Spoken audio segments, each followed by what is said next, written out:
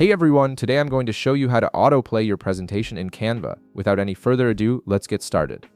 First, you'll want to have your presentation already open in Canva. Once you're in the editor and can see all your slides, direct your attention to the upper right corner of the screen. You'll notice a button labeled Present. Go ahead and click on this button to access the presentation mode. If you don't see the Present button right away, don't worry. Simply click on Share first, and from the menu that appears, you'll find the option to select Present. This will take you into the presentation view where you can control how your slides are displayed.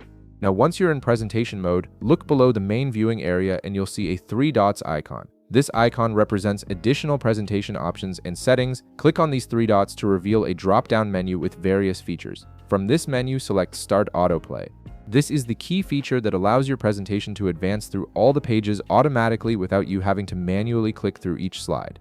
It's incredibly useful when you want your presentation to run on its own, whether for a display at an event, a self-guided walkthrough, or any situation where you need hands-free progression. After you've clicked Start Autoplay, just sit back and watch as your presentation begins advancing through the pages automatically. Each slide will transition smoothly to the next one based on the timing settings you've configured in your presentation. This automated flow keeps your audience engaged without requiring any manual intervention from you. If at any point you need to stop the automatic progression, perhaps to discuss a particular slide in more detail or to answer questions, simply click Pause Autoplay. This gives you full control to stop and restart the automated playback whenever you need to.